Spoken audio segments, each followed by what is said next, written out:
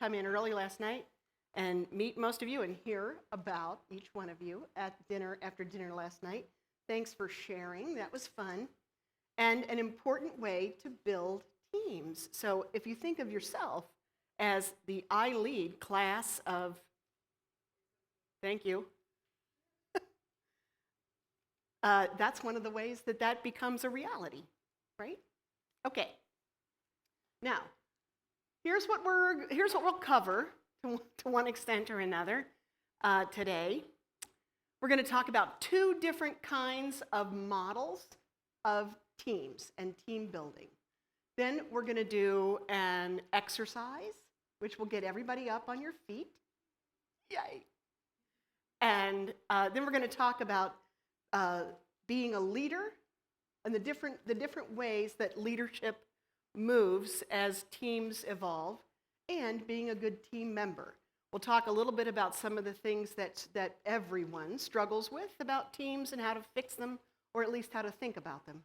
And then we'll hopefully have the time to talk about leading and building teams virtually, because that's a challenge that we all have and will continue to have as time goes on. So that is our agenda. Is there anything else that anybody was hoping to learn or think about or hear about when you heard that we were going to be talking about team building and leading? Anything that was on your mind that you don't see addressed up here? Okay? Hey, that's good. All right, now, you have been thinking about, I'm going to go back to that agenda. Okay, I asked you to think about teams. What I'd like you to do, especially show me, first, think about one of the teams that you work with, whether it's your team at work or a team for an extracurricular kind of thing, or your iLead team that you're working with right now. Pick a team and think about it. And I want you to raise your hands and use your 5 fingers to show me on a scale of 1 being not good, 5 being the best. How do you feel about your performance as a team member on that team? Good.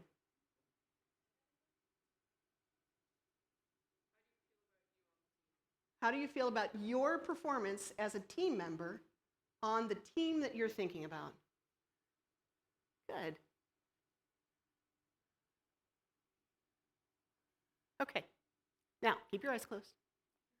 How do you feel about the performance of the team?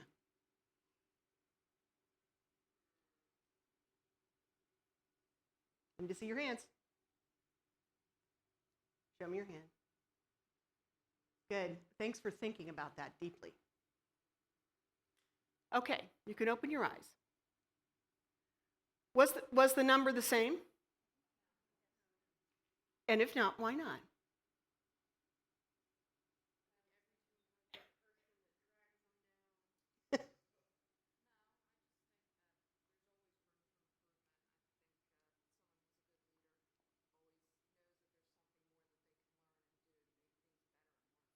Good. Did y'all hear that? There's always room for improvement. What else?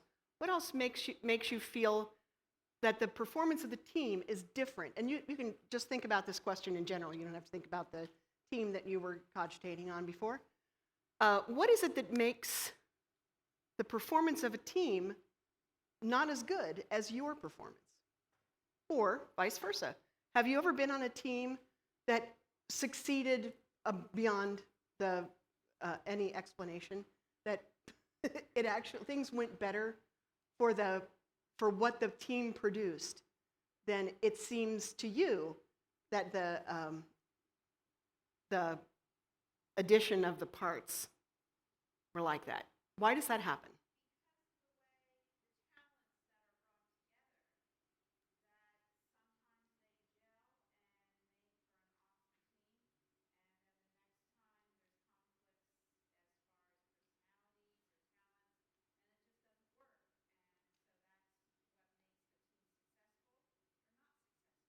That's very, very insightful. Did everybody hear that? Sometimes it's chemistry. It's the things that every individual brings that when you put them together make kind of a better whole, and sometimes can actually lead to individuals clashing. But the end product that the team produces is actually a very good product. You see that in the arts, actually, because artists tend to be very sort of egocentric in the best possible way. I mean that, of course. I started not in libraries, but in theater, and that's very true of any production, that everybody brings their best work, and sometimes your evaluative instincts for the people that you're working with are a little harsher than it would be for someone who wasn't necessarily in the biz. But you put them together, and if you have a good director, especially, like you said, if there's a leader that can see those talents in where they lie and bring them together and balance them, sometimes even without the knowledge or consent of the people with the talent, the final product can be great. That's a really good bottom line to remember about everything that we're going to talk to today about teams. All of it is, there's an art to successful teams, but there's also a science in how to arrange the building of teams in a way that is likely to produce the best results. And that is what we're going to focus on today. There's a psychology behind teams and team building. This is not, I don't know if any of you have ever worked with anyone who says, whatever, just do your work, everybody. And team building and talking about the team itself is a very low priority, or even we are dissuaded from talking about the team.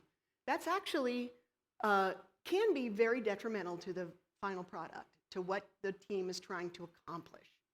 And it also depends on whether the team is a sort of working team that is going to stay in place and the members maybe come and go or change and evolve over time, or if it's a short-term sort of temporary group that comes together, much like you guys, although I expect that, as you will find at the end of the iLead process, that you will remain close to the folks that you work with over the course of this year. But your project will be done. So there's that sort of time limited, and there's ongoing teams. This is the first model that we're going to talk about.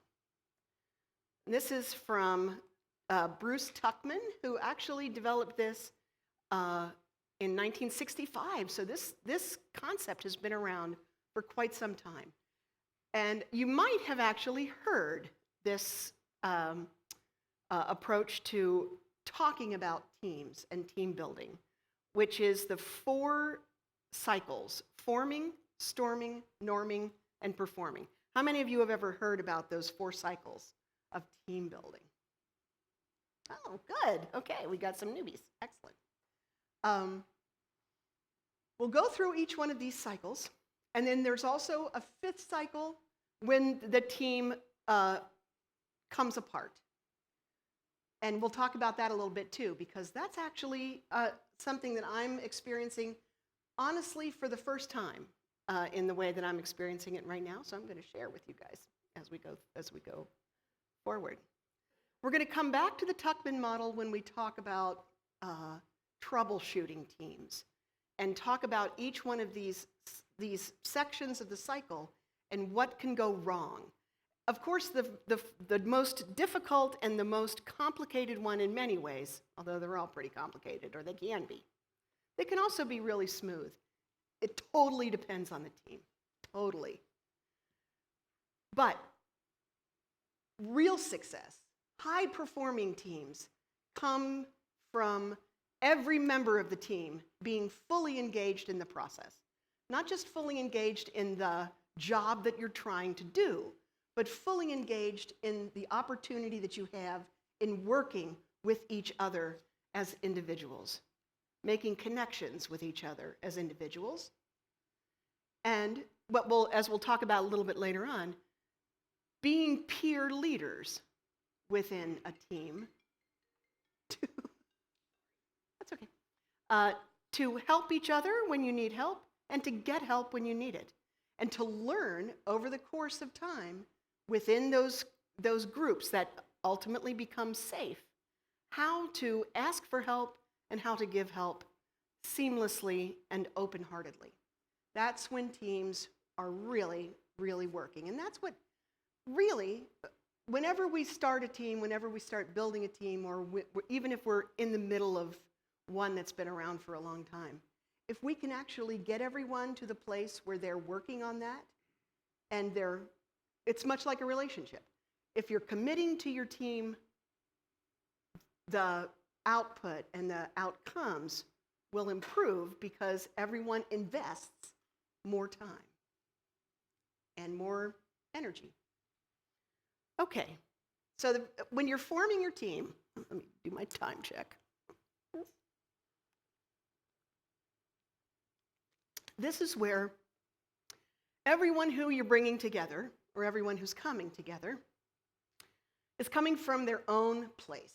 It's important to understand, if you're the leader in particular, and you're the one who's responsible for building this team, it's really important to get to know everybody, number one. Number two, it's really important to give everybody the benefit of the doubt, and that goes for every team member.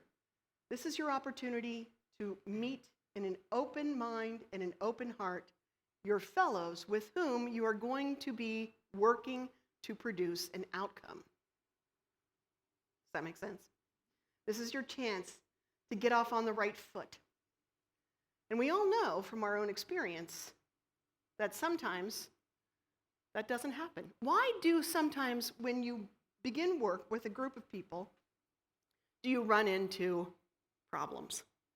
Why do you run into problems? Similar personalities? Dissimilar personalities. Those are two very good and very true things. What else?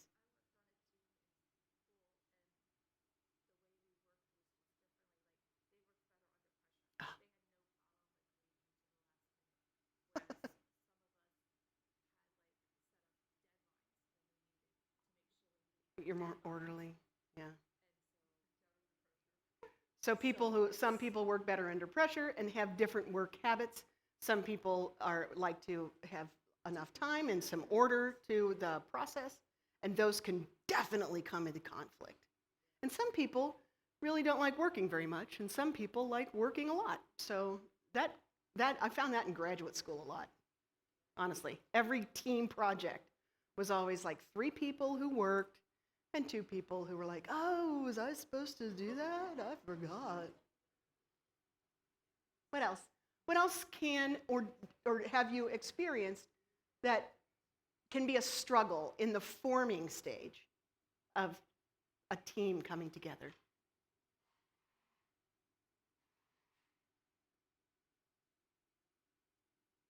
That list up there, and this is from an excellent book. There's a couple of, I gave you a bibliography that has the titles and information about all of the books that I used for this content.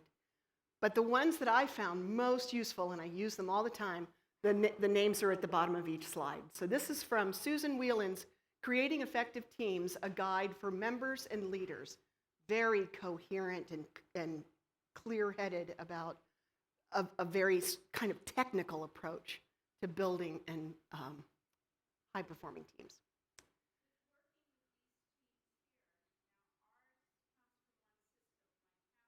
Right.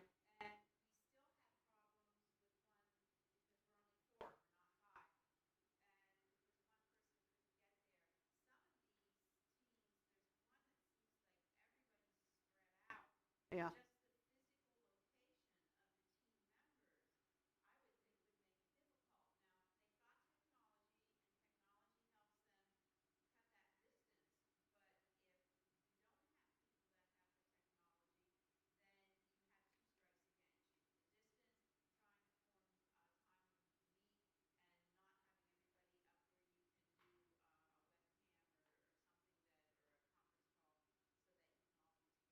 right?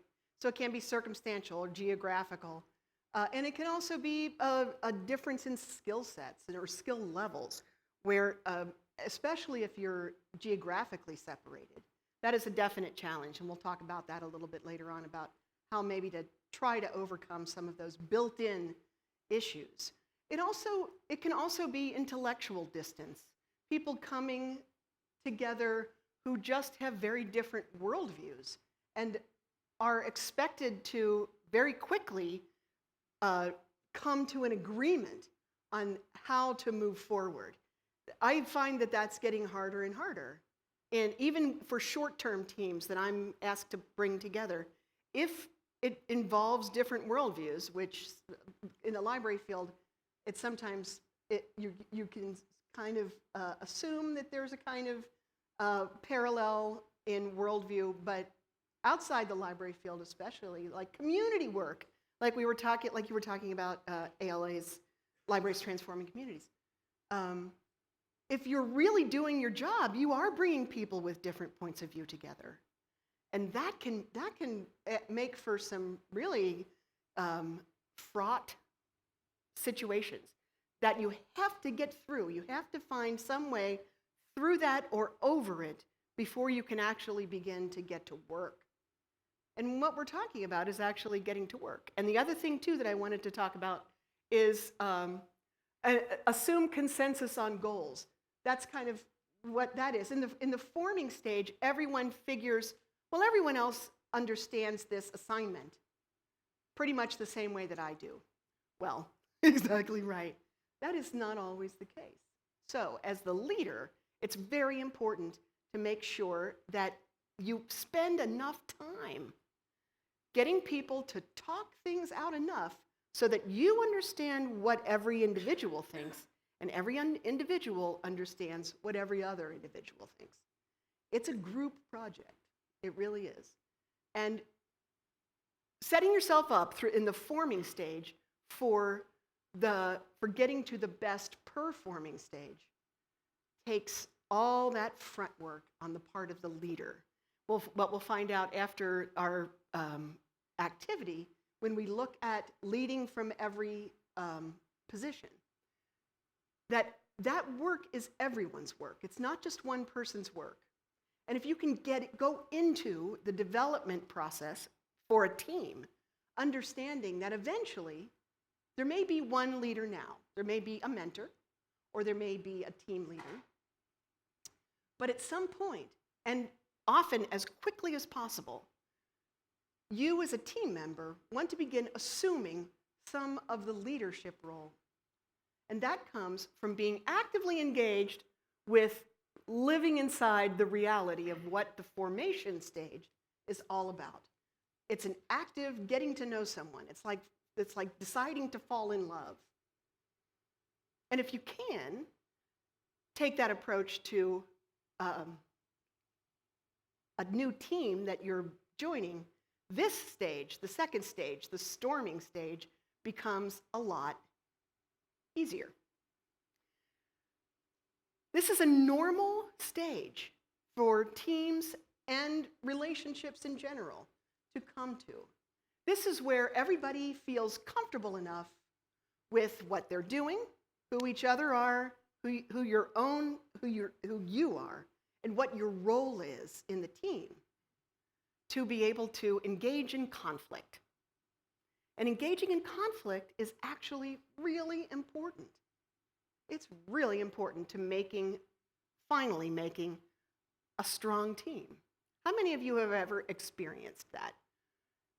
Having conflict in a team and coming through the other side. Tell me the story. Well, you can have constructive criticism about other things going on with the project, but at one point becomes more of a brainstorming issue of they see it this way, I see it this way. But making it work is coming to where it works for both people. Good. Coming together and coming together in the place where it works for both people. What else? Who else has a story about storming? Yes.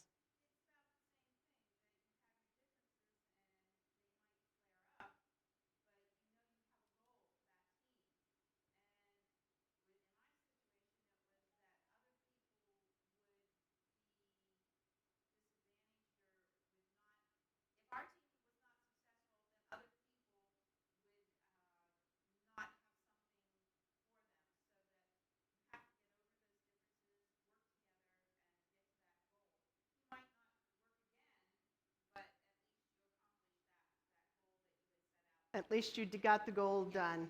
It may be a Pyrrhic victory. There may be bodies on the ground, but you came together to make that happen. That's true. Has anyone here ever been on a team where you got to the storming stage and didn't make it through? And why?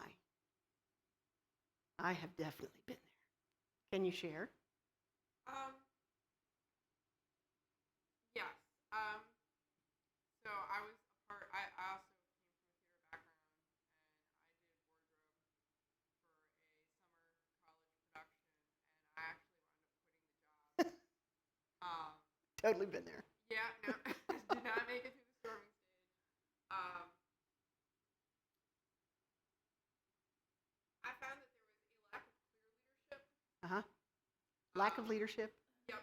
So I was operating under a certain idea. Mm-hmm. Bringing myself to the job to get it done. And other people my boss in particular, had very other ideas, and they were not communicating their needs to me, so I was not meeting their needs. Communication, Yeah, right? and so I wasn't meeting their needs. I didn't know what they needed, and then they would just turn around and unleash on me. Oh, nice. Because they were so disappointed that I wasn't meeting these needs that I did not understand. And so that was, I don't need to go and bust my hump for 60 hours and then be told that I'm not doing it right because you can't take the time to get out of your office to tell me what I need to do. So, yeah. Has anyone else ever been in a situation similar where you didn't really understand what someone, especially the leader of the group, the leader of the team, really needed or needed from you in particular? And yet they could certainly tell you what they did not want and how what you were doing did not live up to what they needed. And what do you do with that? Yeah. I'm on job 55.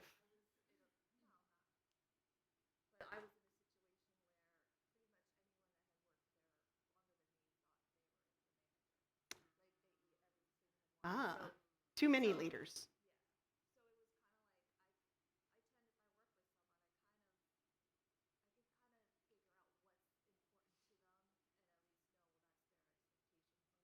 Mhm.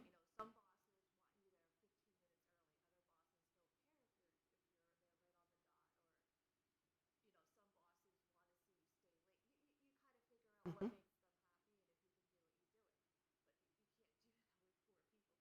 Right.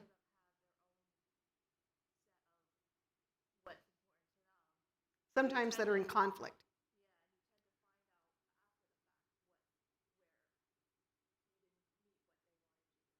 Right. One would be even best. And that's an important part of the storming phase as well, because if everybody is actually engaging in this, you can see the need for conflict management is at the bottom, which is always going to be true and is always good, by the way, for your lives to be able to engage in conflict in a constructive way. But there is this, you can see disagreements about goals and tasks, dissatisfaction with roles, yes. And if you are a kind of person, and many of us were raised by virtue of a lot of cultural norms to want to please people and to get along and to be able to read what they want and give it to them. And when there's a lot of conflict coming from a lot of different angles, or I should say, there's a lot of deep and passionate feeling involved in the work of the team. And you hope that that's true. I mean, it's nice to be doing things that you care about, that everybody else cares about, and that actually has something on the line. But that also ups the ante for this storming phase.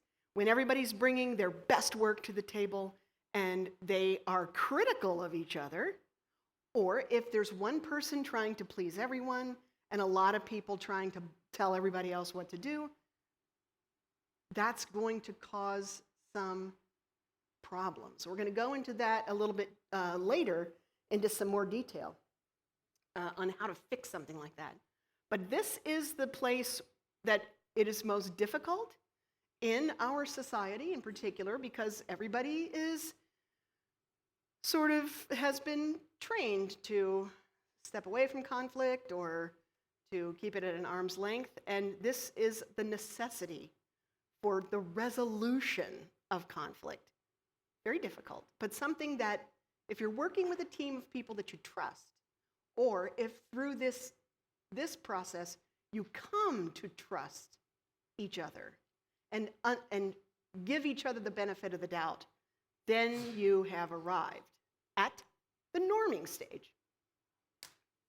This is when things are really starting to roll. You've gotten through the difficult times and the working out of the differences in the way that you conceive your assignment or the nature and task of the group.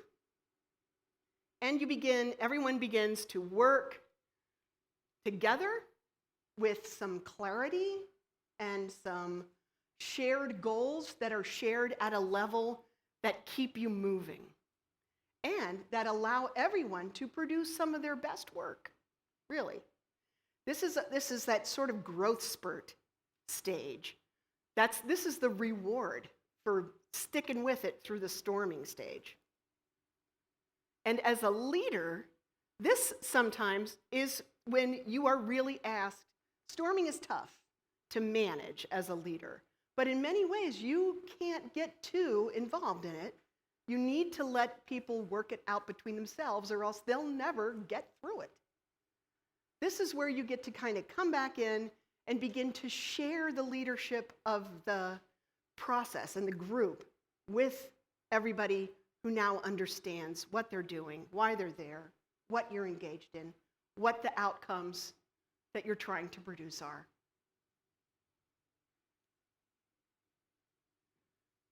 Member satisfaction increases. That's what you're going for sure. And that second last one is important. Conflict will continue to occur for all the reasons that we just talked about.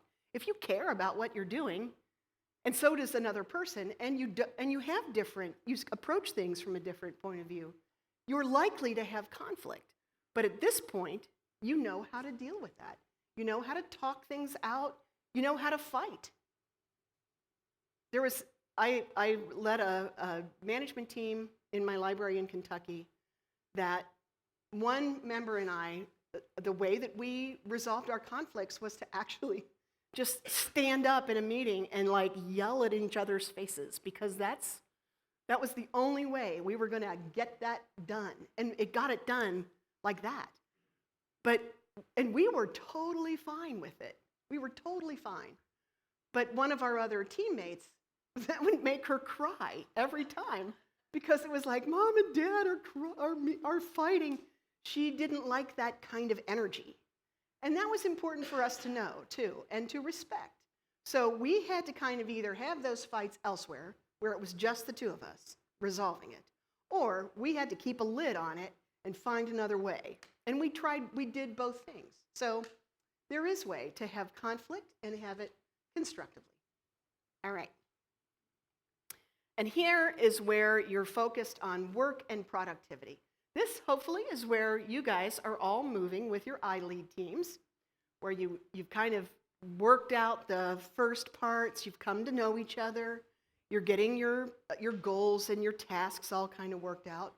You may be into some conflict as you're through the brainstorming period where ideas are flying and you have to decide one or the other, and you got to pick ways to go.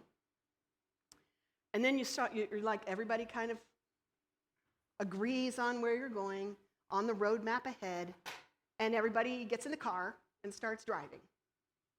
And this is when the road opens up, and everybody's fine. Nobody has to go to the bathroom. Nobody's hungry. Everybody's just ready to drive and do their part. This is also where the time, and as a leader, this is where your job gets really easy. You've got to get out of people's way. You have to let them do their work. You watch, you provide some feedback, you make little corrections just to keep people in the middle of the lane. And what your job as the leader is, and we'll talk about this a little bit more later on, is to begin looking ahead. So you really have your eyes set on the further roads and on the next project, or thinking about how else this project can grow, or what else could this group do? Depending on the team that you're talking about, the possibilities are limitless, really. But performing is the state that everybody enters into the team process, the team building process, wishing for. And this is also where people who don't believe in team building, who are like, that's so fluffy, think that this is what happens at the beginning. This is what we're here for. We're here to perform, so freaking perform, shut up, and perform. Yeah, right. Now, those of us who understand the process by which art is created, or theater at least, it's not always art, but you produce something that has an opening over the course of a month and a lot of work, that you can't jump to opening night. You can't. There's too much stuff involved in creating that reality. And that's what those other quadrants are for, is building the final product. And leaders in particular really need to understand how this works. But it's also true of just people who don't want to be leaders. If you don't want to be a leader, it's in your best interest to be a really good team member. Because otherwise, if you care, you're going to get to be the leader. A highly cohesive team. I like the subgroups recognized and rewarded. Those little things that happen when people on a team get together and come up with their own idea together. Like two people will say, you know what would be really cool? Let's do this. And it'll fit together like this. You see that a lot in libraries because of the way that we're built. We're built with these multifaceted, extensive missions that can go in a lot of different directions. If you have passionate people who are good at what they do, and they start to create their own realities that are attached to the good work of the organization, that will happen. And in a healthy organization, in a healthy team, there's plenty of room for that, which also means there's plenty of room for growth and satisfaction for all the people involved.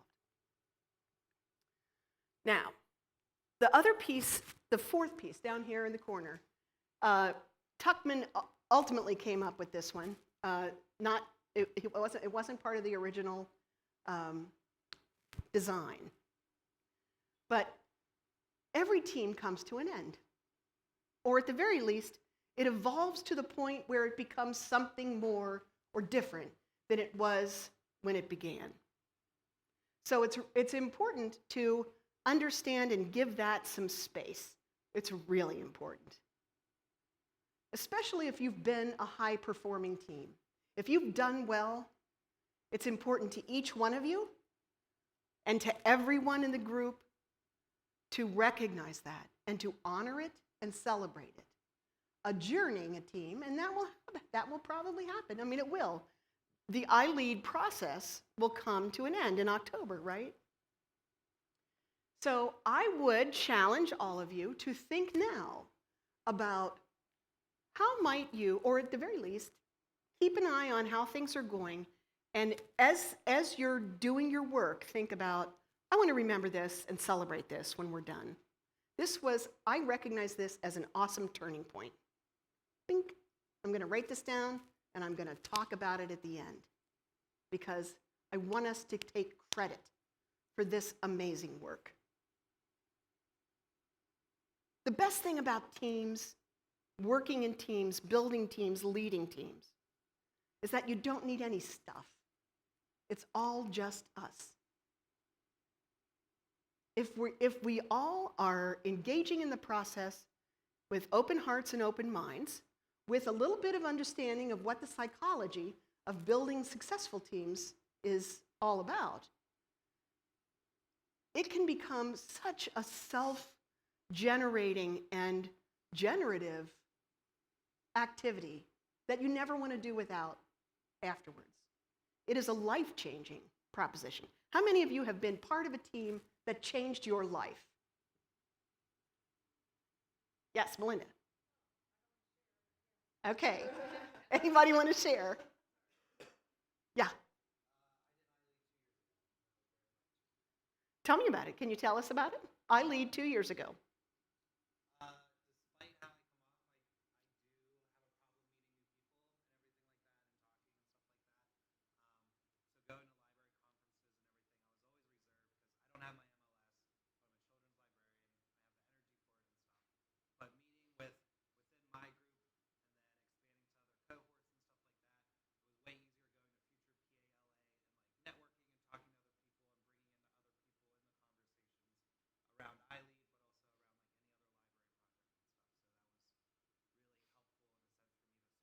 me to sort of like open up and bring other people in. There you go. You had the lab in which to grow that part of yourself, the part of yourself that allowed you to be a successful connector later on. There you go. Ta-da. Success story. Now he's a mentor. I lead changes lives, people.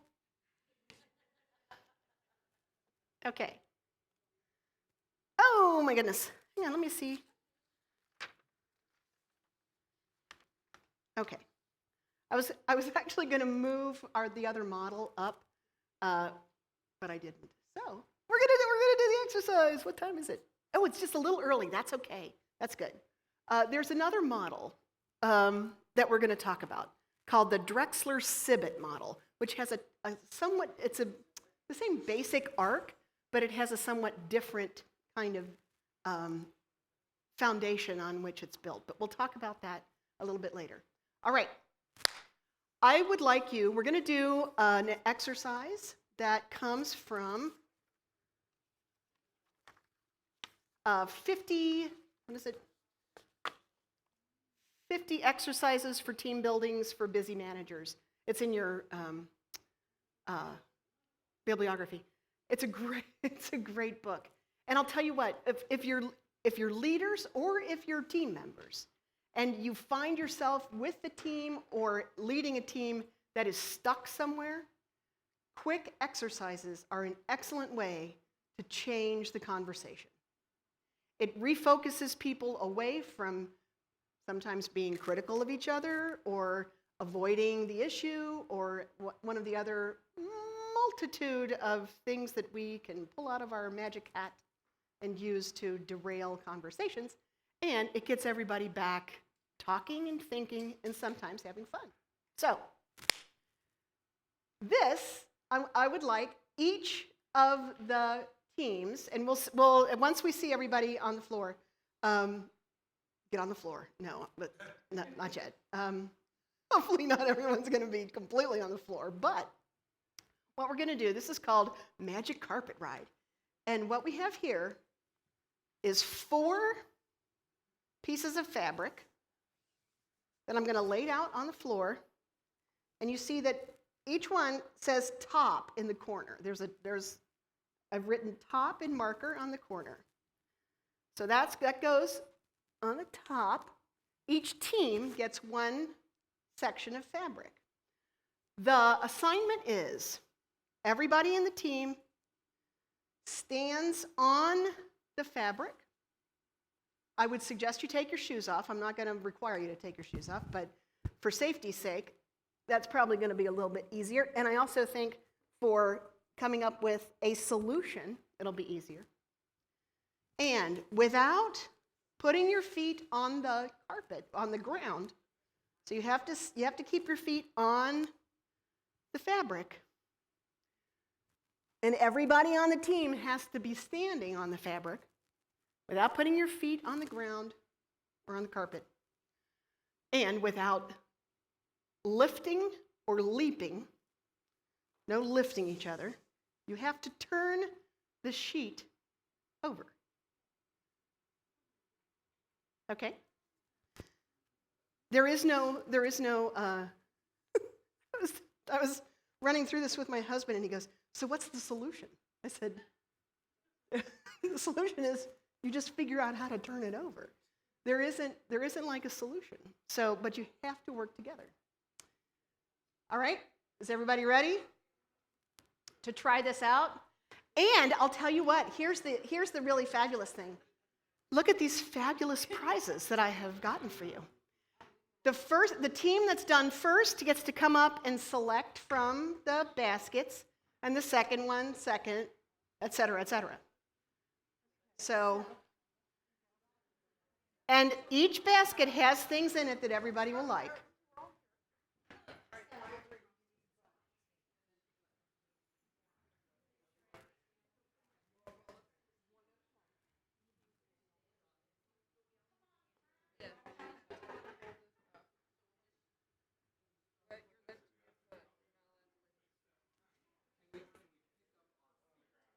You can pick up your feet, but your feet can't be on the carpet.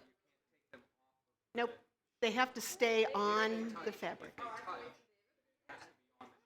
Right. Exactly right.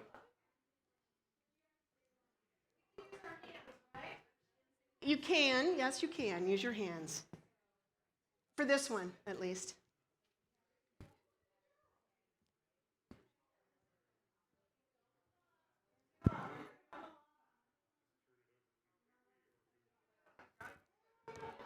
The part that says top has to be on the bottom.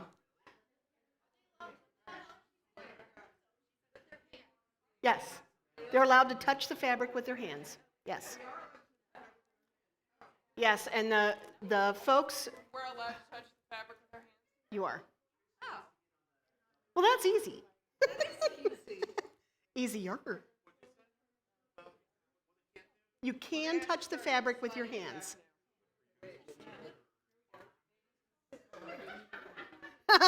This looks like a great Twister game. This is a big group to be doing this with.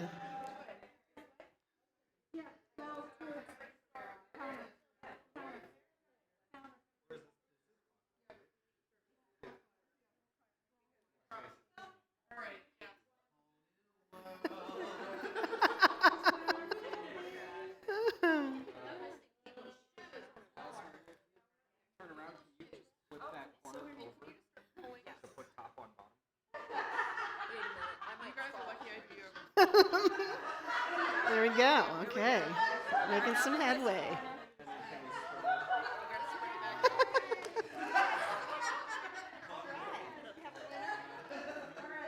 Are you guys done? Yeah. All right. Woohoo! There's our winning team, guys. Yes. You may choose any basket. There's stuff in there for all of you.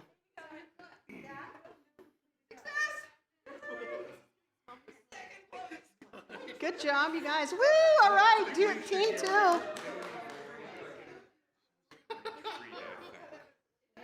All right, congrats, you guys. Personality exercises at one of the institution things. They had us. Now, the next thing would be to do it without your hands. And then you had That would be much harder. And then one foot. No, kidding. backwards. Yeah. No, left, not And that then one. after diving out and of it a hot was air balloon. hilarious because those people were That one stuck I in the would middle. have had There were people over here, there were people here. And over in this corner, we're doing it by ourselves. And we just, No, we can't see.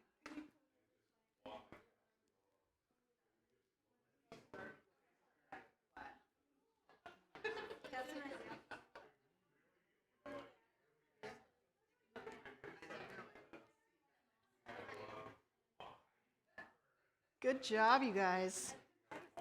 Oh. So they totally had a bunny statue in the book. I was like, oh, that's it.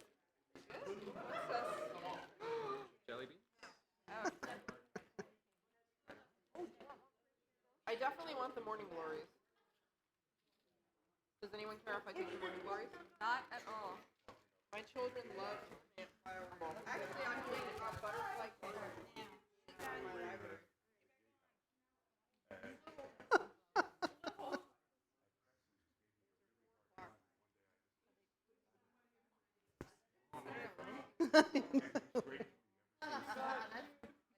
You have to do that sometimes. Guys,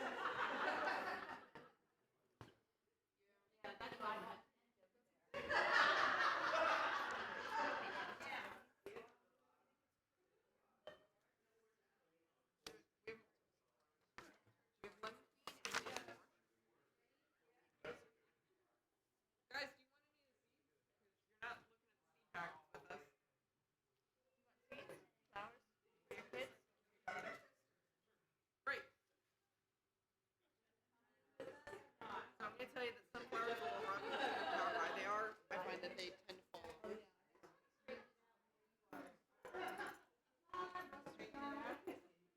Okay. You guys look like you're getting really close.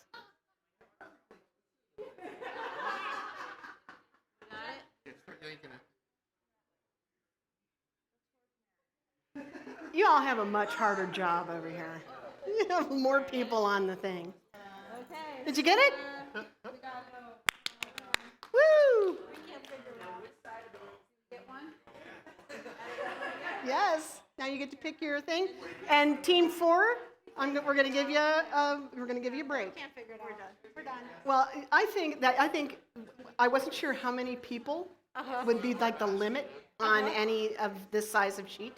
I think we have Six was too much. 6. I think much, is the yeah. limit. We had fun though. We did. We're such a We close feel team. much closer. Well, we're a close team to begin with, so. There you go. yeah. And you still get a fabulous prize with something for everyone inside. That was fun. Nice way to take a break from the yak, yak, yak. All right. I like it a lot better than the paper shuffle that we did last year. Although that was fun. And because it was silent, it was particularly interesting. All right. Everybody take your seat again. And let's debrief. Catch your breath, put your shoes back on. Good job, everybody. Take a picture of this and hashtag it swag. Yes.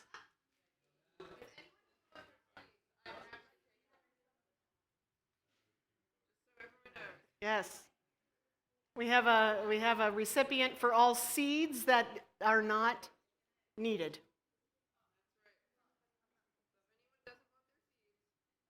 Okay. Was that fun? Did you guys have fun? All right. So, particularly the team that was done first, team 1, we'll call you. What strategy did you use that made you successful? You listened to Claire. Claire, a strong leader who had an idea, right? Claire, did you have a vision?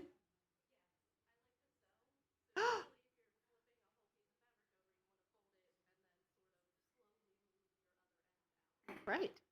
So she sews, so she understands how it's easy to turn fabric over if you fold it in half and then take the other half out. So she used her outside expertise to influence her vision for success on the assignment. What else did you use as a strategy? Laughing? Laughing is an excellent strategy, especially if you're kind of in, toward the back of the pack. Laughing is the only strategy that's really good.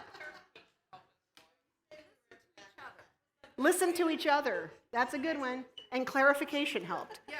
Ask questions. No hands. Exactly. We did an exercise last year when I did this session. We did an exercise where I cut like Sunday New York Times in half on the long end, and mixed all the pages up and gave each team a set of pages, and they had to put them all in order without talking. Yeah, I think so. And it was really fun, and except that everybody got it done in like 3 minutes.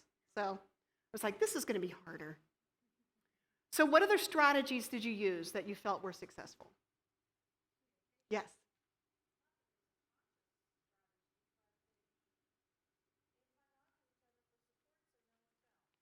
Ah, they hung on to each other for support, so no one fell. No participants were lost. Yes. What? Communication. Communication is key. We know that for a fact, for sure. And that's an excellent reinforcement. Turning over, like, there's, I flipped the first corner, but then I had to wait for David to flatten out his end, and then just be patient and wait for him to do Right. what he needs to do, and not be like, Yeah, that doesn't make people perform better. yeah. Be patient. How did you select your leader, if you had a leader?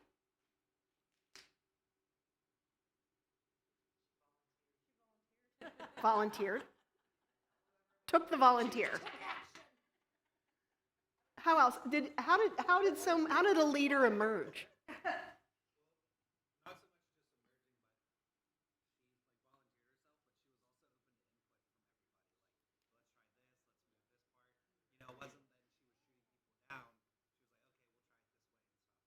Very good. Good. You didn't ask. You said, nobody's helping.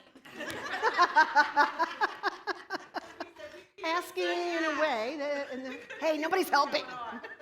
Is asking for help. That's. Allow me to just point out to everyone that I am the only person doing anything here. Yes.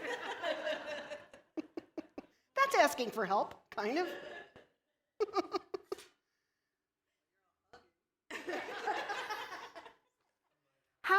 For those of you who were not the leaders, how did you perceive the leader and how did you behave? What? So there you go. No one kicked her, so that was good. That's a bright spot. How about you guys up there?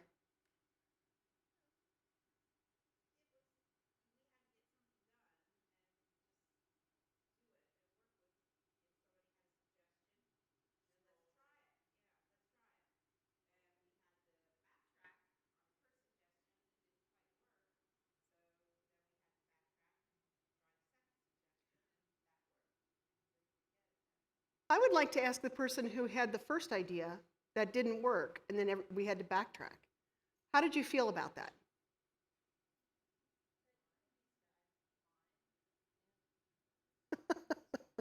Thank you. That was very, very insightful.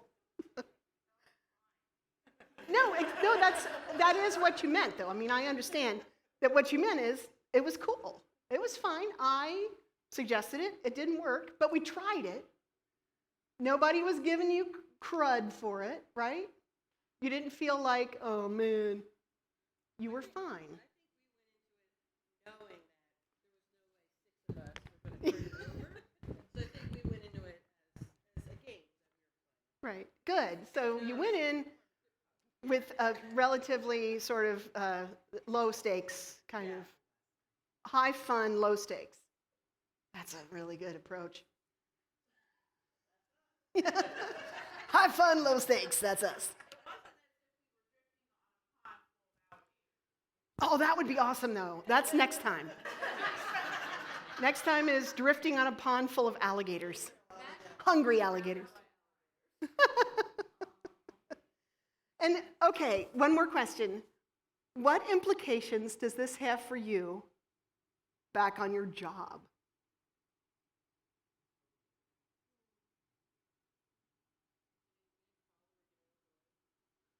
Lead, follow, or get out of the way.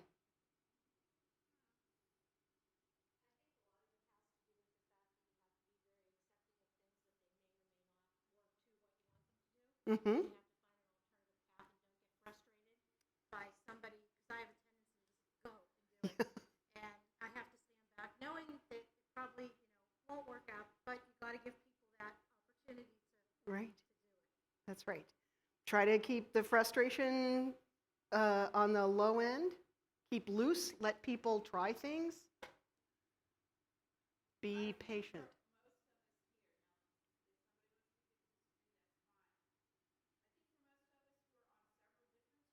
Mm-hmm. Several different teams.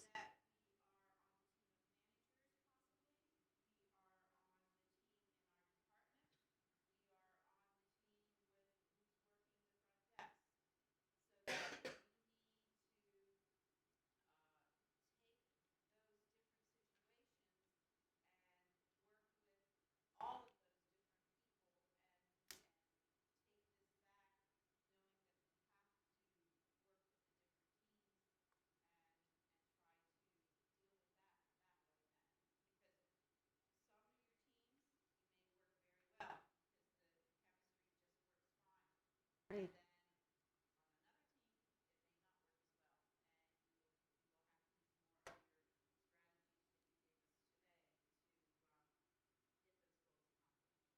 That's great.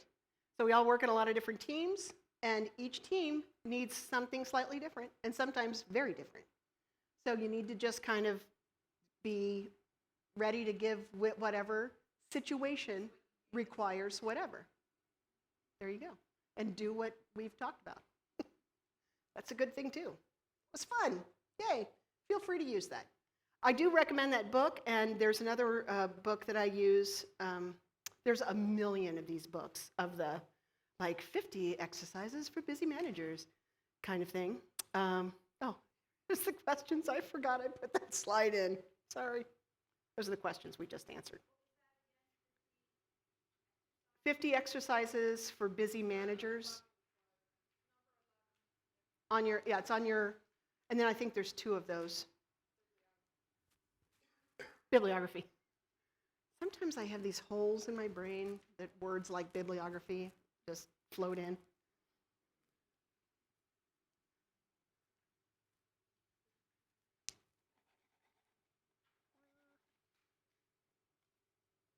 Okay. Well, my screen up here just went black. I can't remember how to make it come back on again. There it is. Okay. All right. Ready to move on? Everybody, anyone need to get some water or anything? I do. Okay. Let's talk about leading. This is from a team of leaders empowering every member to take ownership, demonstrate initiative, and deliver results. Also a really good. And this is a very slim book, but it's jam-packed full of sort of conceptual tidbits that break the sort of nature of teams into manageable chunks. So this is stage 1, or forming. So this sort of relates to the forming stage, where the leader is in charge. Everybody else is the team member or the follower. And everybody comes in new with fresh ideas.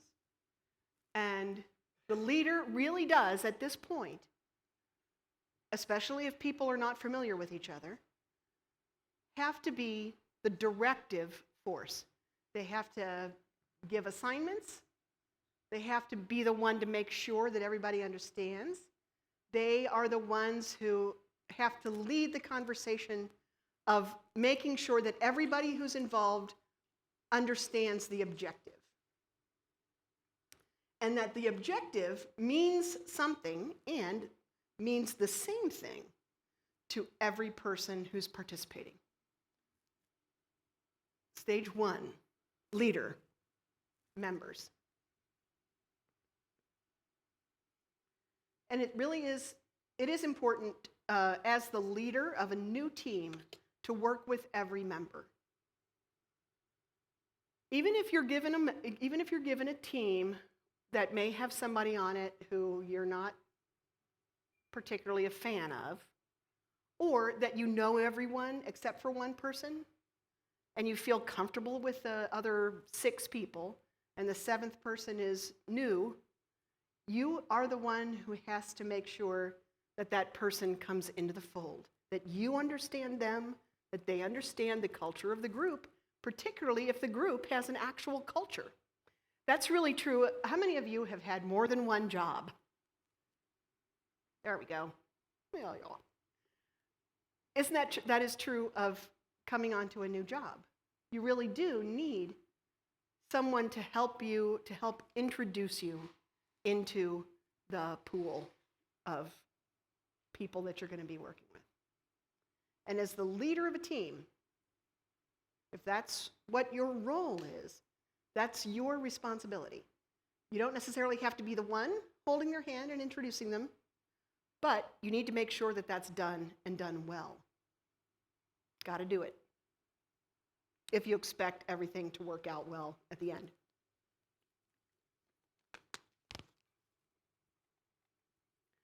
All right, so stage 2, which is sort of the storming stage. This is where the leader begins to actively develop the team members and begins to explore the interactions between each member, the interactions of the member to the team, and the qualities that each member brings to the effort. So this is sort of your casting couch time when you get to sort of see what what the strengths are that everybody brings.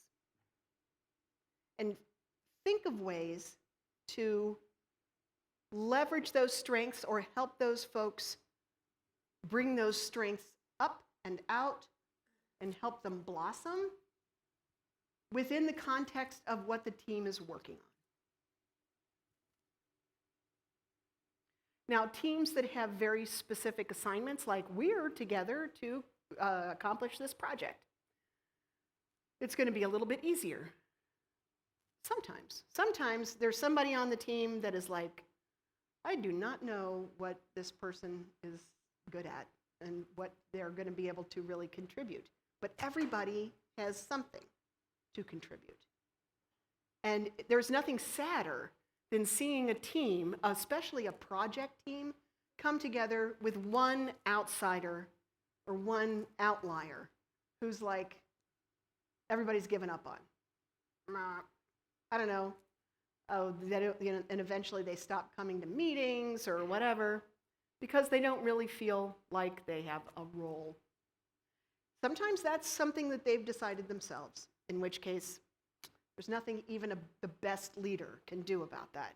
But a lot of times it really is just a matter of someone, and not even necessarily the leader, but someone being able to see inside of that person enough and think creatively enough to see what that person might be assigned or asked to do that really does fit them comfortably and leverage their strengths.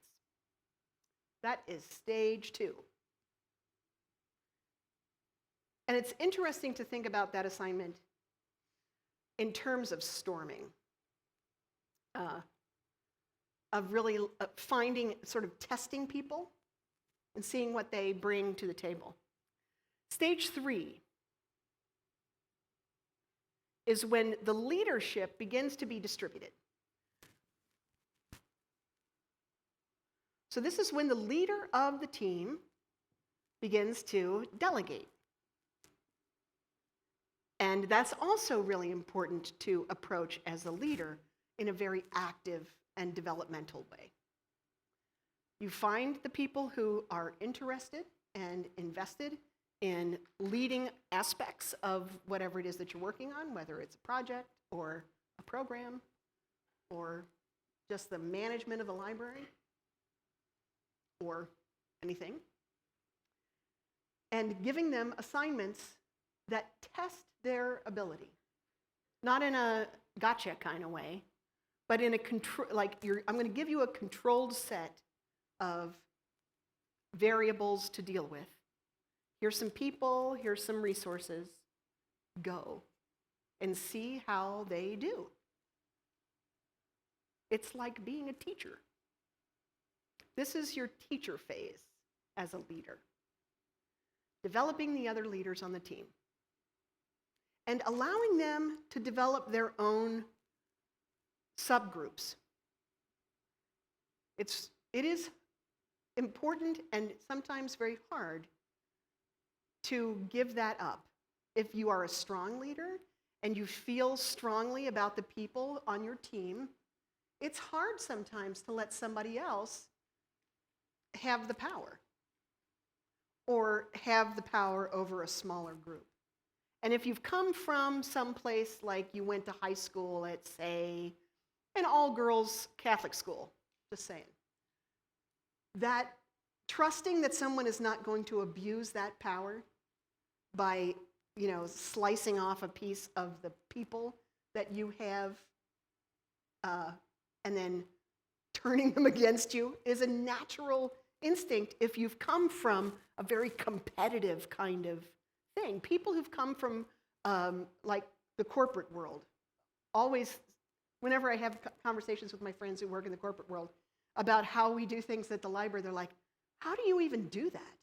I mean, aren't you all just stabbing each other in the back and cutting each other's throats? I'm like, no, not really, because we wouldn't get much done if we did.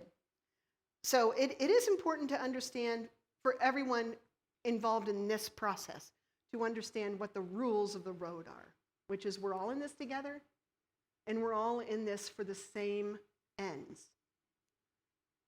And that may require some reminding for people, especially for people who sometimes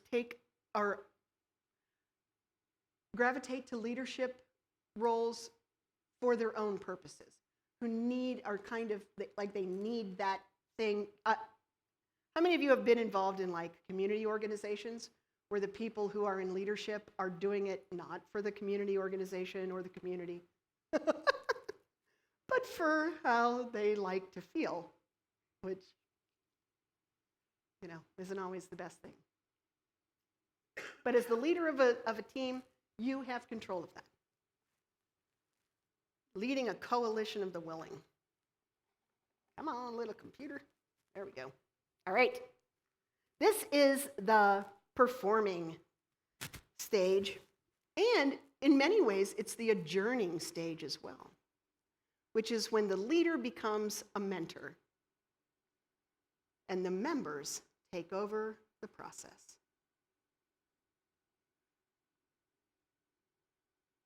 That's an interesting place to be. I kind of feel like this is where I am with my team right now. I've been at the Carnegie Library for going on 5 years. In October, it will be the longest job I've ever held. And the team that I've built of the public services managers, the assistant directors over public services, we oversee a team of about 6 of us, oversees about 450 people. All the public service outlets of CLP. And they never had a real sort of management team spirit much before. I mean, they would negotiate a little bit and stuff like that, but everybody had their silos that they were over. When I came on, we started to kind of break all those silos down and start to make decisions together as a team for the good of the organization, rather than just for the good of my part of the organization. And it really changed the whole thing. It changed the game, I think. I know it did. And now, with the retirement of a person or two, and some other people sort of moving around and new people coming in, it's a different sort of assignment. And the culture of the organization has changed. It's a totally different place than when we formed the team. So the purpose to which the team is focused is different now, but we haven't done that ongoing work so much. And a lot of it has changed really over the last year or so. So we are really in the position of having now, I am as the leader of that team, to say, well, what do we need to become? And for myself, what is my role in this? I'm not the culture changer anymore. The culture has changed. So now what? That's a strange place to be in. It really is. It's interesting, and it's fun to have that much coordinated activity. People who understand each other and agree with each other, who understand what the purpose is, who are driven by a strategic plan and a mission, a meaningful mission. And all of them are bringing their best work, and they all have giant creative brains, and they have staff that has giant creative brains. It's like an enormous engine. But now it's almost nuclear, and it's now designed to just continue to work and grow and be good and serve the community and do all that stuff. So what do we do now? Now that we're not fixing something, now that I'm not fixing something, what happens? Anybody have any ideas? Break something. You are a woman after my own heart. Yeah, time for a new job. I've never had a job longer than 5 years. And I think this may be one of the reasons why, is that there's a cycle to things. And this is, all of this, everything about this, about team building, is organic.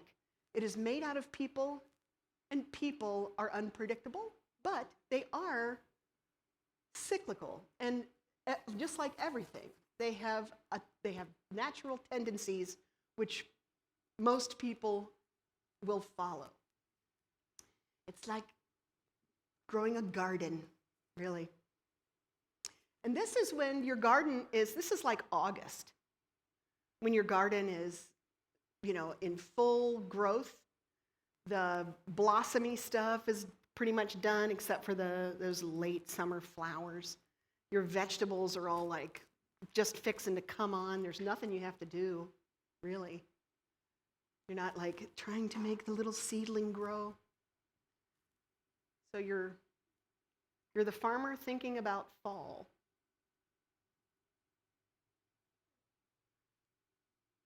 And at this point, it is important for the leader to focus on the high-level things. Just like in the performing stage and the adjourning stage of the Tuckman model, the leader now has the responsibility to stand back and look at the big picture and see further into the future, especially if what you're talking about is related to the strategic arc of an organization. Because, as you know, no matter what size library you came from, and I started in small libraries, which are way more nimble, but the challenge is the same. You have to work on a very long arc if you're really leading strategically. It's easy to get tactical, especially if you came up through the front line. But as you attain higher levels of management, and as you sit in the leadership chair, it is important to let the front line do what you did when you were on the front line. And you do the stuff that only you can do, which is exactly what that diagram shows. You are a leader outside the circle of active leadership.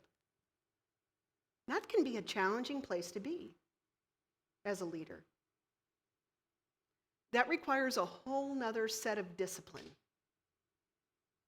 in self-management, in the development of the people who you work with, because each one of them are very likely on their own trajectory to become that leader in the red bubble.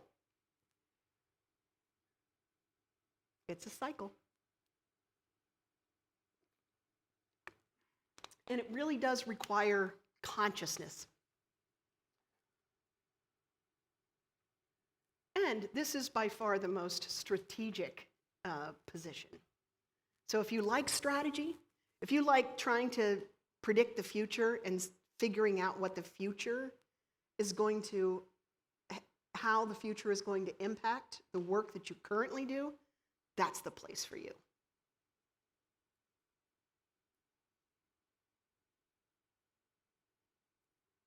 Okay, this is the, called the Drexler-Sibbett model. And this is 7 stages of team formation, and it's sort of, it lines up with the Tuckman model, but it is somewhat different. And this, actually, you can just Google the Drexler-Sibbett, and you can get something where you can read the letters a lot easier than you can probably see them in your handouts. But this model is similar enough to what we've been talking about that it will seem familiar. But the detail that it goes into, particularly in the two, do you see the 2 sides of each bubble? And what the design of going down this one side and up the other is to indicate and capture, to visualize the energy of a group. That as a group is forming, there's a lot of energy around the formation. As it begins to develop, the energy gets more and more both used up and inwardly focused in the development of the group itself, in the work of the group. And then at the bottom right there, which the bottom of the Drexler-Sibbett is commitment. This is where everybody actively engaged in the development of a high-performing, successful team decides, okay, I might as well go in on this. I'm gonna actually commit to what we're doing or to who we are. And then the energy begins to grow again as the team members begin to invest more fully. And this is really important if you're a part of like a project team, or especially like a middle managers team that new middle managers team, where it takes a while for everybody to kind of take the boxing gloves off. If you were at any point sort of in competition for resources or anything, you take the gloves off and you begin to actually develop the team. And then when everybody commits and says, okay, let's really do this. Let's make our organization better by working together. How are we going to do this?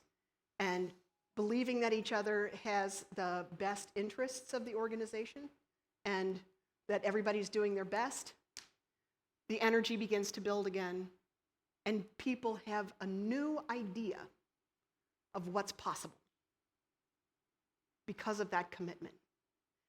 If someone withholds commitment at that point, you cannot begin the rise back up, because there will always be an energy bleed through the person who's not bought in. And that is also a very difficult place to be. How many of you have ever had that experience where you're engaged in something that you feel like everybody's like on the same page, except for maybe the person who tends to roll their eyes or, the poo-pooer, exactly.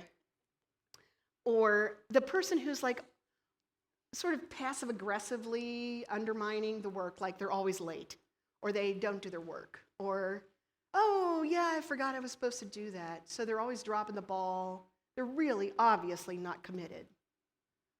That is very difficult and very dangerous. And as a leader, it's your responsibility to resolve that. Sometimes it can be extremely difficult to resolve. And it can also take an immense amount of time and energy. People who are like that, who don't have the insight about themselves to be able to say to themselves, you know what, I just really shouldn't probably be a part of this. Or I've got a problem. I wonder, why can't I feel the way that everybody else is feeling? They don't see that. They don't ask themselves that question. They will stay there and become like this sucking vortex of commitment and energy for everyone. And it's a morale buster. There's no doubt about it. That, like a department, Mhm.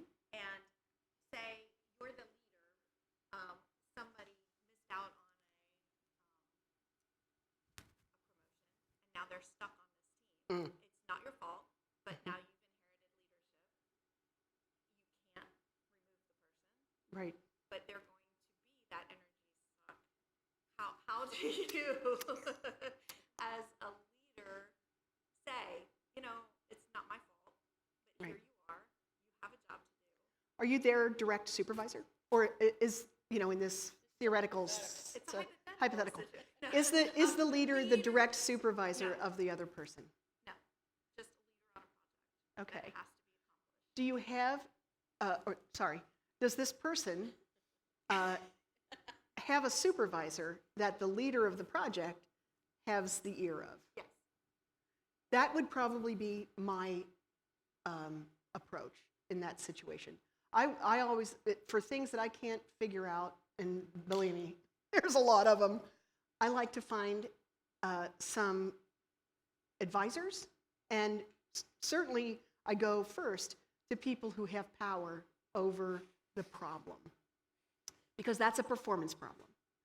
And one thing I know about libraries, after getting out of a field where you never got anywhere if you didn't have exactly what they were looking for you, what they were looking for, into a career where everybody's nice and everybody really wants everyone else to succeed and is willing to go to incredible lengths to not rock the boat when somebody doesn't perform, because they feel like, well, they mean to perform, they just can't. Well, because I came from where I came from, I still feel strongly that we are still a public trust. And the public trusts us to use resources wisely. And using resources to employ people who are not good for the community or not good for the organization is not doing our job. There has to be accountability. There has to be. And if you can get to the place of thinking about something that breaks things down to accountability and behaviors, then you've got something that you can work with. And as a team leader who doesn't have direct control over a given person, approaching their supervisor to talk about, and supervisors should be checking in with team leads regularly. My folks do, for sure. Because how else are you going to know how the folks that you supervise are doing if you're not talking to the folks who are keeping an eye on them and working with them? So engaging their supervisor in the conversation about, really want this to be successful, and I'm having some problems. Here's the problems. Here's the behaviors. Here's the issues. Do you have any ideas? Is very likely a very quick way to go toward that, and a very positive one. It's always, I also really am a believer in taking positive steps. That complaint in and of itself is almost never useful, especially on teams. So one of the cultural things that it's good to establish when you're building a new team is what's our expectations around when we are not happy? How do we express that? What do we agree is going to be our practice? And one of the things that I tend to ask for is, if you have a complaint, you need to bring a solution. You need to bring a suggested solution. Because obviously you know what's wrong, so how do you make it right? Or what would it be like if it was right? And then we can all work on the solution. But you cannot just bring in a dead rat and put it in the middle of the table. And definitely no dead rats. No actual dead rats. No dead rats and no dead rats. Does that help? Good. That's it. Hashtag no dead rats. Any other questions? Any other thoughts about, check my, we're bearing down on the last few minutes again. But you know what? Conversation is actually much better than the sort of death march through content. This is another concept and book that I highly recommend. This is Patrick Lencioni's, or from his book, The 5 Dysfunctions of a Team. An excellent book. And it's short and it's story. It's like a story. It's like a parable. And it's really useful. It's very understandable. It's very insightful. And it's really about how teams are dysfunctional. And in exactly the way that we just said, that if you have a problem, you have to bring the solution. This unpacks the problems of a new team who gets a new leader, and the team has developed very bad habits and has some members who are not performing very well for a variety of reasons. And they certainly don't all get along very well. So this new leader comes in and starts to, she's from a different field, and she's brought in to sort of redo this leadership team in a company. And of course they're like, well, you've never worked in this field, so how would you know? And she's like, well, interestingly, I know about teams. And begins to work on fixing some of the issues, which for teams that really are broken, it usually means that the team has to reform, and often without the same members in it. Because not every team can live if it's broken. That's just the truth. But this construct here is, as you can see, linked to the Tuckman model too. But these are the things that are going wrong, the sort of psychological underpinnings of each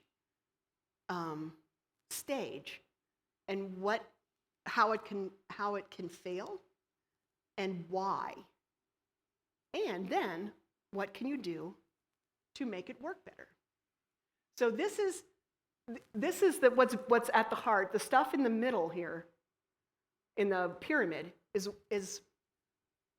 the syndrome. It's what's really the problem. The stuff on the outside, on the side here, is the symptom. So in the very beginning, invulnerability. If you don't trust people, you are not going to be vulnerable to them. And if you can't get your team members to be vulnerable to each other and ultimately to trust each other, you're not going to get very far. And that's hard. That's really hard, especially with people who have had bad experiences and who have developed bad habits or come from difficult backgrounds or all kinds of stuff. It's hard. And sometimes you just have to get to a place where you get them to trust enough, or you get them to be just vulnerable enough.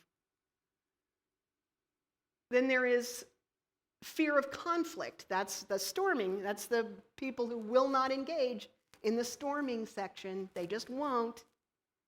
And it's artificial harmony is what comes out of that. Oh, no, that's okay. I'm fine. Oh, you want to do that? Okay. And in its worst way, it comes to, okay, whatever.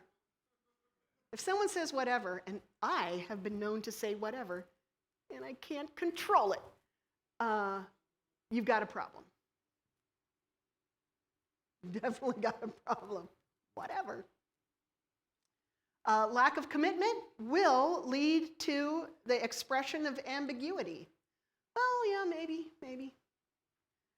How many times have you been in a meeting with a team where someone, possibly even the leader, says, okay, you guys, we really, really need to get to a decision about this thing, and we need to take action and make this happen. And everybody talks about it, and everybody's like, well, you know, and we could, or we probably should think about that, or maybe we could do that thing, and no matter how some of the people drive the decision process, it never actually happens because no one commits. No one commits their time or their resources. No one commits their ideas. It's hard to be leading a team where one or two members do not talk. Yes. Absolutely. That's so totally true. If you never make a decision, you can't be wrong.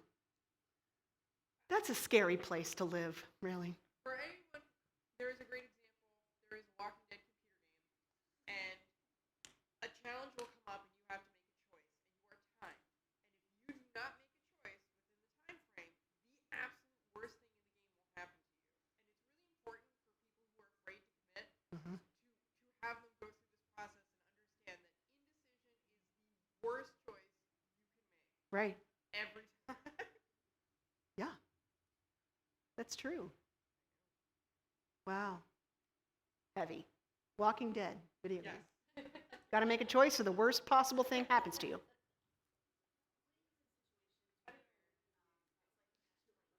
Mm-hmm.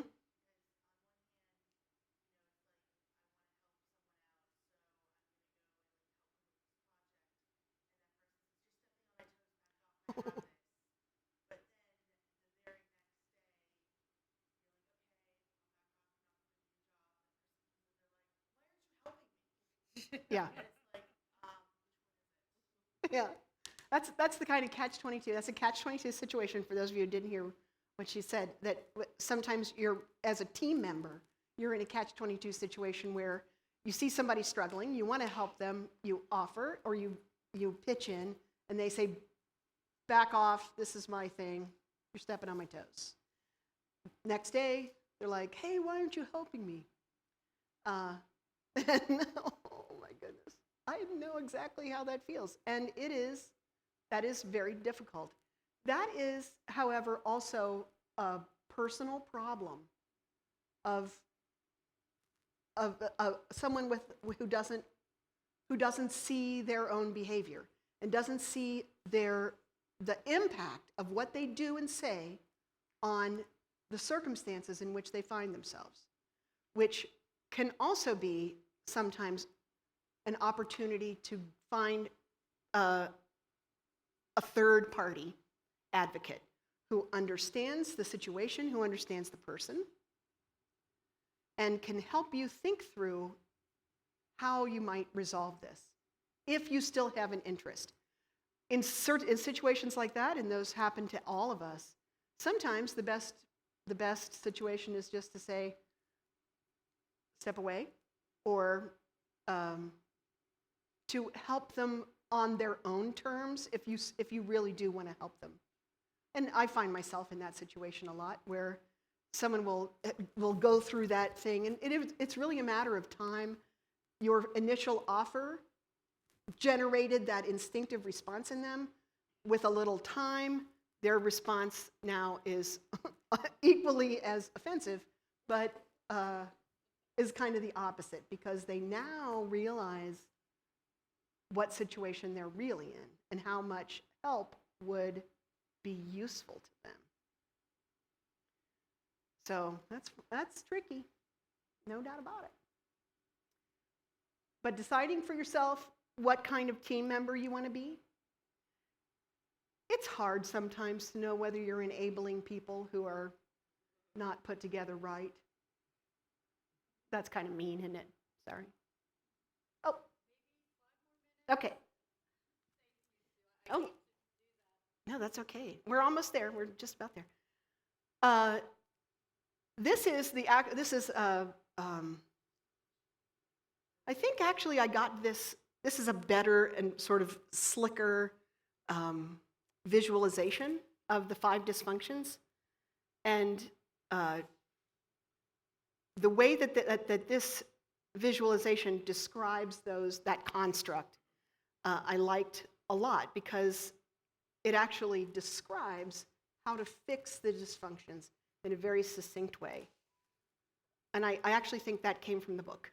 So I recommend the book. And Patrick Lencioni has a number of books about teams, and also one that's on my desk right now called The Ideal Team Player. And all of his books are that parable sort of format. So there's a story that explicates the concepts that he's trying to communicate. All right.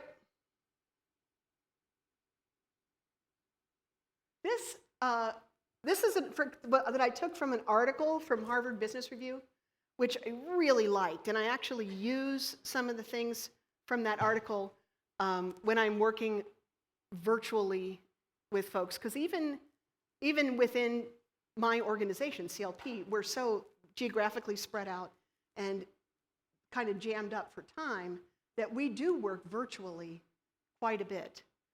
Some of this is really challenging, but some of the things that I have found useful in those, and this actually goes back to some of the things that we talked about earlier about what could go wrong, and that is if people don't have the same technology or the same level of comfort with technology, that's one of the building blocks that you want to actually pay attention to. And you got to control what you can in a virtual team, especially if you're the leader. If you have the responsibility and you have the control of the resources to get the team operating, and you have the charge to get the team operating, these are a lot of things, these are a list of things that would be very helpful and that you can and should control for, including a virtual water cooler, because it's that,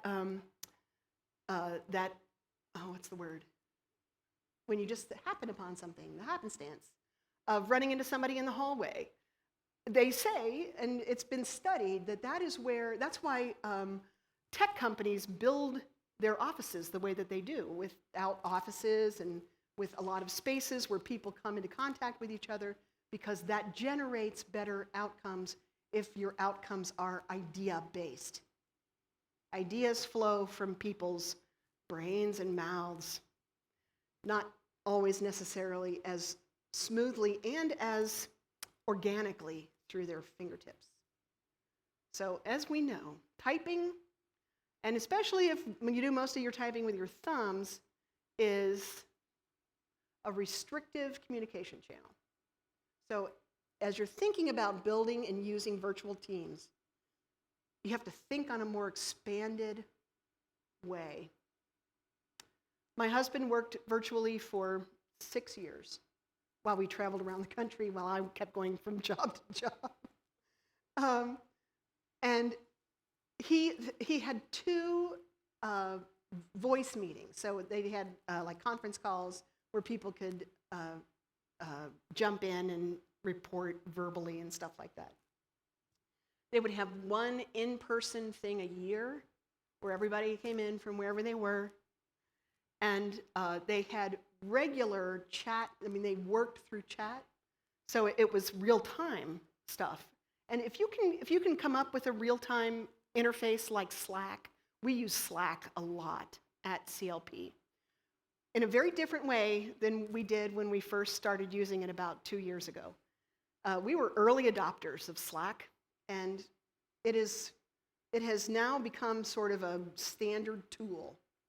It's great for virtual meetings. It's really good for asynchronous communication and exchange of information.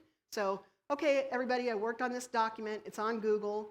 Go in when you can, take a look at it, make changes, and log in back. Register that you are done here in the Slack channel. And every piece of the organization has its own channel, so you can always figure out what's going on with Children's Services by going to the Children's Services Slack channel and logging in on there and going, oh my God, they're so exhausting. They are so busy all the time, and they do the most incredibly complex work with little babies. All right. That is all I have to say. Period. End of sentence.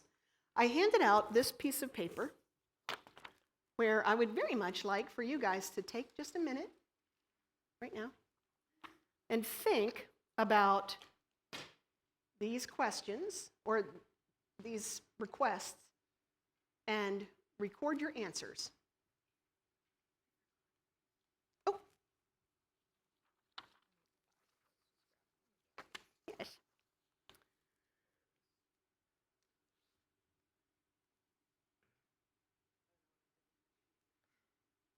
You can have more.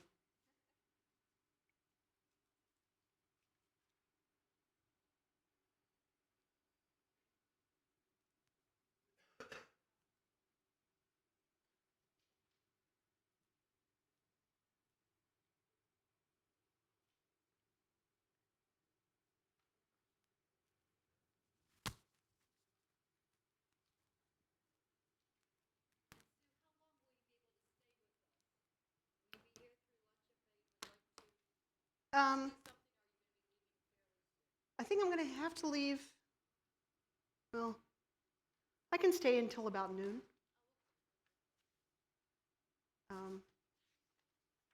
And you have you should. Brr. I didn't actually include my contact information, which is at the bottom of this slide. Not very helpful if you don't have it. But I have my cards. So, oh, it is. Oh, good. Very good. Thank you. Oh, it is there. Yay. Please do stay in contact, and I'm always happy to help. Or listen. Sometimes I don't help at all. But I'm a good listener. I'm a creative problem solver.